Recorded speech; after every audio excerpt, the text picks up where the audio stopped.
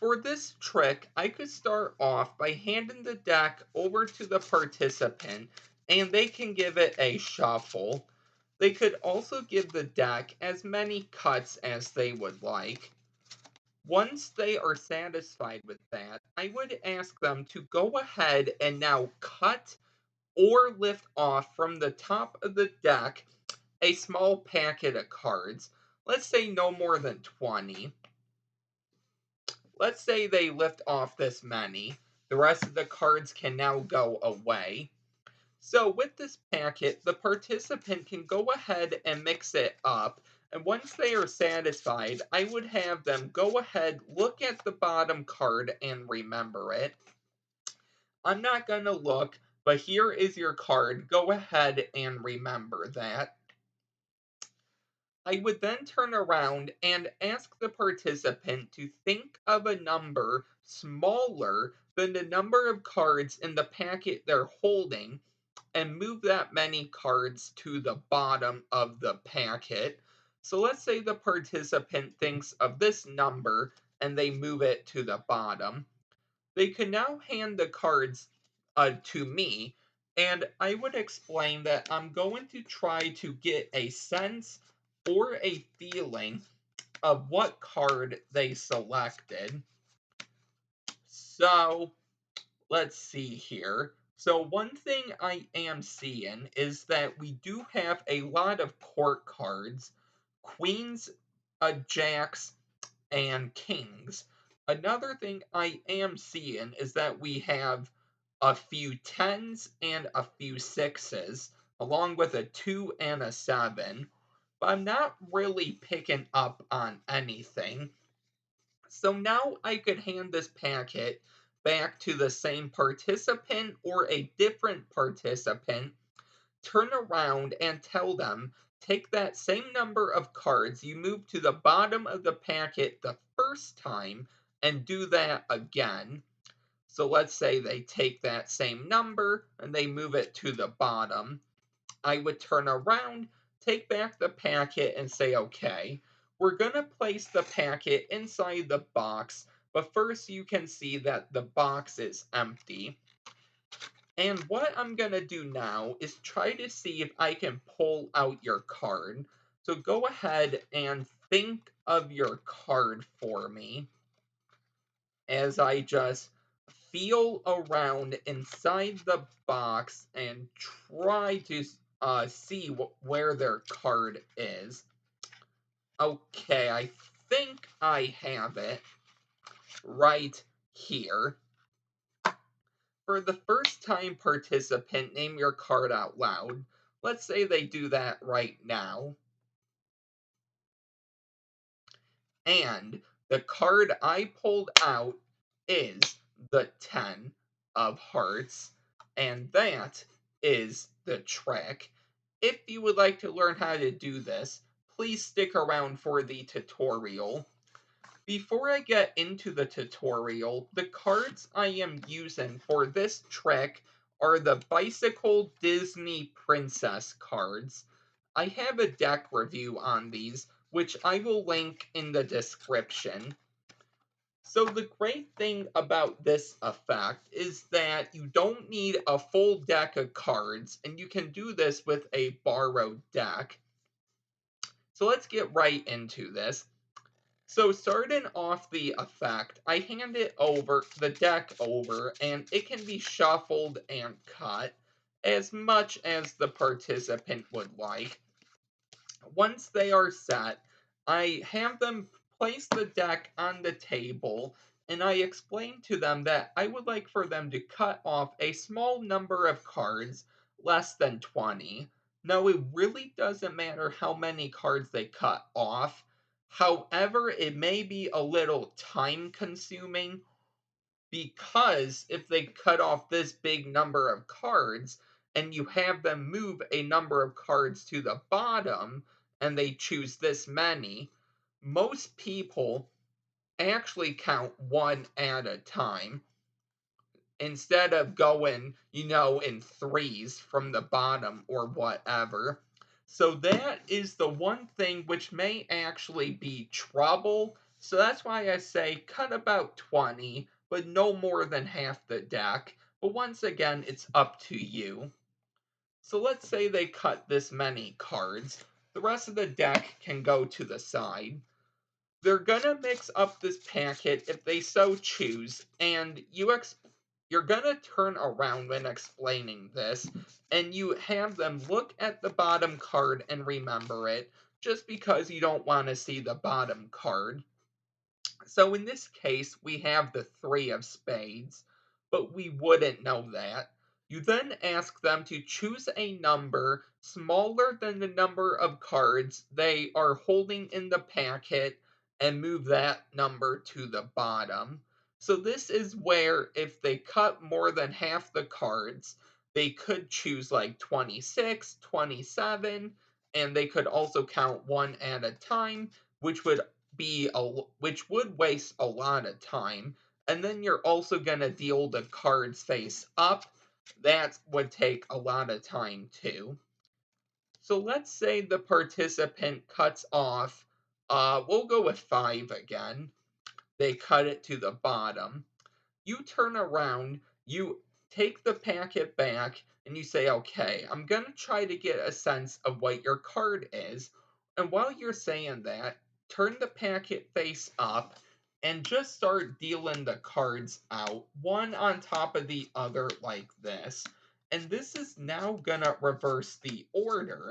So now it's going to work no matter the number and the card, and you really don't know the number of cards they moved, and you don't even know their card.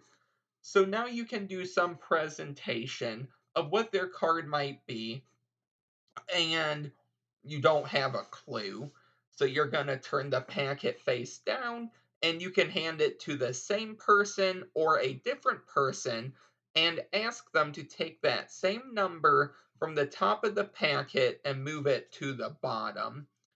So let's say we take 5 cards, move it to the bottom, and now you, if you did everything right, you are set up with their card on top of the deck. So now you can reveal this in any way you would like. However, before I actually go over a couple of reveals, I'm going to go over this one more time, really quick, because it is easy, but it may be confusing too. So the deck can be shuffled, which is great, and it can be cut if they want to do that. From the top of the deck, they're going to cut off any number of cards, let's say this many. And they can shuffle these cards, and once they're satisfied, they are going to remember the bottom card, in this case, the 3 of clubs. So now they're going to take any number in the packet they're holding, and from the top, move that many cards to the bottom. So let's say we move 4 right to the bottom. You take the packet back, you turn it face up, and you're just going to start dealing the cards one on top of the other, explaining you're going to try to get a sense of their card, and now you can do some sort of presentation of trying to discover or find what their card is. So you can't find their card, turn the packet face down, hand it to either the same person or a different person, have them take that same number the first time and move that to the bottom. So they're going to take 4, move it to the bottom, and if you did everything right, their card on top of the deck. So that really is the trick. Once their card is on top, you can really do anything you would like, okay? Maybe you could use this in a card control somehow. I don't know. Possibilities are endless. However, I will go over 2 quick endings you can do. Obviously, if their card is on top, you could do some sort of card force. It may be better if you have a bigger packet just to do a card force on, but it's up to you. I will link my videos or some videos in the description. So in the performance, their card is on top. So what I did was I took the card box. Obviously, you don't have to do this ending if you don't have the box. I say I'm gonna place the packet in the box. I like to show that it's empty. And now I say I'm going to try to go ahead and pull out your card. Now, because their card is on top of the packet, which will be the first card when you reach inside the box, all I did was I just put my fingers in there, I moved them around, I lifted up some cards, I put in there, I put my thumb at the bottom, and then I came back to the top, put all my fingers in there, and I just pulled out the top card. I made it look like I just pulled out a random card. You can go over the trick again, ask them what their card is, but it is the 3 of clubs. So that is one ending. Now, another ending, which may be a little more advanced, is actually getting their card to the bottom of the deck. There are a couple of ways to go about this. Now, the first way you could do, which may be a little weird in the hands, is the double undercut. And the reason I mention that is because of the size of the packet. So you're going to want to catch a break below the top card. Whether you just lift up one card, you just dribble, hold back on that card, put your finger in there, and then you have your break. Or you could even do your pinky count, which I will link in the description. You're going to come over and thumb break, and I will link my double undercut video in the description. But you're going to release some pressure from this packet, take off, let's say, half, put it on top, and then if you want to, you could cut off as many halves as you want. But once you're set, take everything from the break, move it to the top, and now you actually cut their card to the bottom. Another way you could do this is the overhand shuffle, which I will link in the description. So you're going to hold it like this, use your thumb to peel off one card, shuffle the rest on top, and now if you want to keep the card on the bottom, but you want to shuffle the pack, one of two things you can do. You can just shuffle cards from the face of the packet, and when you feel like you're getting to the bottom, just kick these cards forward, place this packet down, and it stays on the bottom. So it may look something like that. One more way is just apply pressure to the back and the top card, and then when you grab the rest of these cards, because of pressure, you're going to keep that card there. You can then shuffle all these cards, and you can do that as much as you would like.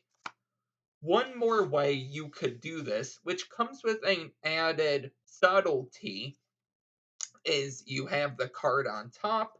You're going to do that same retention or milk shuffle, which is in the description, but you're just going to peel off the top and bottom cards, shuffle these. Now you can't do the same retention shuffle to keep this card on the bottom. So something you could do is peel some cards from the front, kick those forward, and slap that down. But now you can ask them or show them, okay, your card isn't on top, put it somewhere in the middle, or have the participant do it. Just make sure it isn't on the bottom. Their card isn't on the bottom. Put that in the middle. And now their card is on the bottom. And one thing I thought of about the card force is if you want to do a card force, because their card will end up on top at the end, you could drop these on top, pick up the deck, and then you could do a false shuffle and or a false cut, which both will be linked in the description, and then you could actually force the card. And the very last way I want to go over is actually the glide, which will be linked in the description. So this is sort of an any card at any number. So you ask them to name a number that corresponds with the number of cards in this packet. Let's say 5. And really quick, I'm not going to go in detail, but you're going to hold it like this, have your hand down. Notice how I'm covering the bottom half, just because when I slide that bottom card out, you don't want that seen. So that's covered up. Obviously, you're face down like this, but you would go 1, 2, 3, 4, and then you're just going to pull up the card 5, ask them what their card was, the 3 of clubs, indeed, the 3 of clubs. And that is the video. So I hope you really enjoyed this one. If you did, please don't forget to like, comment, and subscribe, and I will see you next time with a new video. Bye.